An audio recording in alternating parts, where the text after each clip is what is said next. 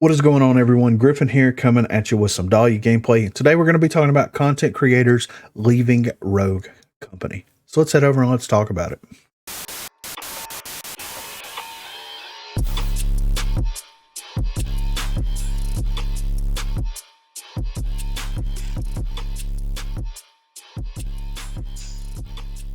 So we're going to start out here first with Kelly Kai. So 7 days ago, Kelly Kai said, how would y'all feel if I made this commentary channel and moved all of my gaming videos to my Kelly Kai's Play channel? I voted on this last night. Of course, it's already happened, so my vote doesn't really matter. And then 5 days ago, posted, sup guys, so pretty big change coming with my content. I'm going to try to slowly turn my main Kelly Kai channel into a commentary channel where I go over topics that interest me both in gaming and real world. It's something I've always wanted to do, and I feel like now is a good time to put my all into it and give it the time and effort it deserves. When it comes to actual gaming videos from me, I still want to create them, which is why I've linked my Kelly Kai Plays channel below. In short, Kelly Kai Commentary, Kelly Kai Plays Gaming. If you guys unsub, I understand. New vid goes up today though, so at least give it a chance. Love y'all. And then he of course gives a link to Kelly Kai Plays. Then of course we have this image right here. I mean, anybody that's in the Rogue Company community has seen this image and probably watched this video, I'm sure. Then we have a post here by The Realist. Anyone else kind of upset all the content creators have completely disappeared from the community or no longer posting YouTube videos anymore?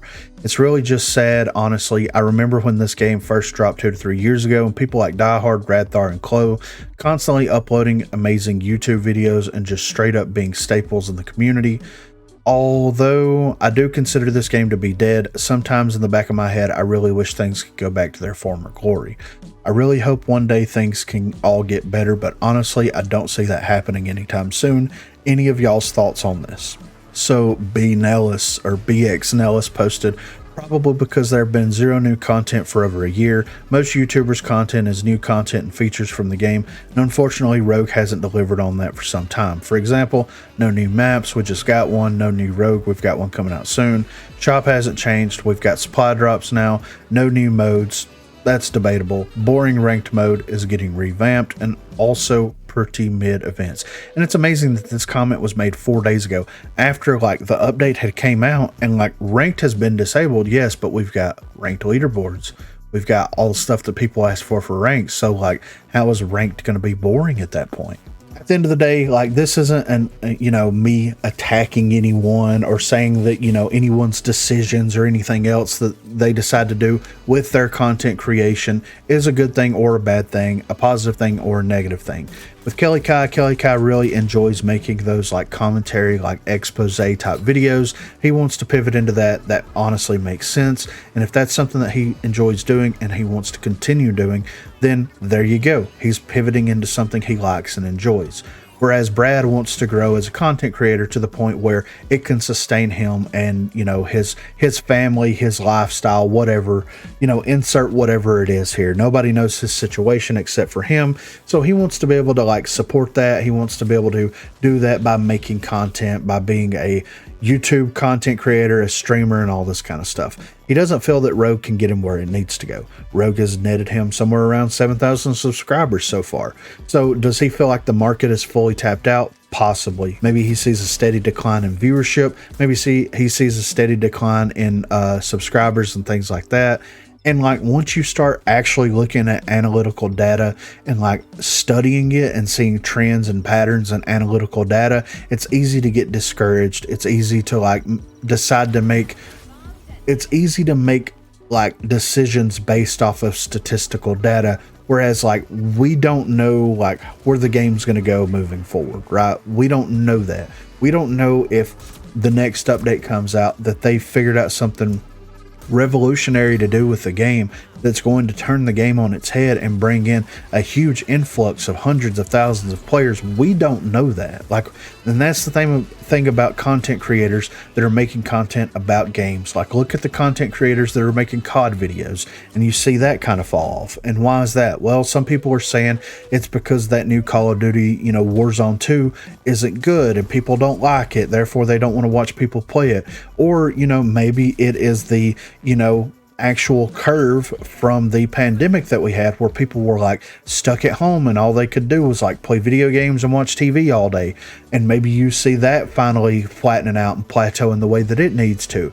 Maybe the game does suck. Maybe the game needs changes. Maybe the game isn't that bad. Maybe it's just people that just have a particular idea in their head of what that game should be, and because it doesn't live up to what they think that it should be, they're complaining about it. And I think that a lot of those similarities fall right into the Rogue Company camp. I think that with the way that the game has trended, we've seen ups and downs, highs and lows. If you look at the Steam charts, I mean, we are experiencing the same growth and the same depreciation that we have last year at this time. Yes, the numbers are slightly different, but you can look, if you put this on a bar graph, you can actually see the trend of up and down with it, and it's almost the same identical trend that it was last year. That's just the reality of it. That's just the gaming landscape as a whole. That's the gaming culture as a whole, and at the end of the day, it is what it is. Now, last year, whenever, in this post they were saying something about the RCCS happened last year, what, twice? There was a spring series and the summer series. So why wasn't the player base larger based on the Steam charts at that time? Why wasn't like viewership on Twitch and Twitter and YouTube larger at that time? Like, I'm still netting a pretty consistent, across most of my videos. Some have fluctuations, of course, but I'm still netting about the same amount of views, give or take. Whenever you look at and break it down, it's very similar to the same trend that the player base has, where it rises and falls. Like, that's just how it is. So I understand the perspective of like doing the thing that you love and that you want to do, and then doing the thing that you feel like is going to like make you more successful. We've seen some of these content creators like Die Hard that has moved on to bigger and better and whatever that they've moved on to. Claw has moved on to another game, and I don't even know what he's doing now. Radthar has moved into an apartment. Like, I don't know what he's doing. He streams occasionally, he does his own thing, this, that, and the other, but he's not taking content creation as seriously, because like, there's a perception, right? There's a perception of content creation whenever you get into it that like, oh, I'm going to do this, I'm going to set myself apart, I'm going to be this unique idea, I'm going to be this unique voice, I'm going to go out there, I'm going to just grab people's attention, I'm going to hold them, I'm going to bring them in, and I'm going to grow and grow and grow and grow and continue to grow.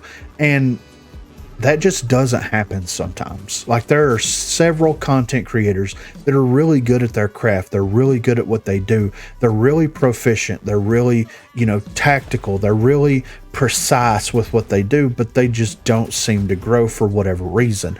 Whereas you have other people that grow in other ways, whether they're throwing money at it or whether they are actually generating good videos for people to watch. So there's, you know what I mean? There's different ways to look at it. There's different ways to approach it. And at the end of the day, like, if you feel like you are plateauing out with Rogue Company and it's time to move on, then that makes sense. And as a player, if you feel like you're plateauing out with Rogue Company and you're ready to move on, then that makes sense. I completely understand that. But like, from my perspective as a content creator, like, I am not taking this seriously enough to want to pursue it as a job full-time. It's something that I do in part-time that I have fun with. Streaming is something that I do in my free time that I have fun with. Doing anything that I do and I upload into the world is just something that I do basically as a hobby. It's an extension of my current hobby, which is playing video games. So like, at the end of the day, I'm not looking at it from the same lens that Brad's looking at it, or the way that Kelly Kai is looking at it.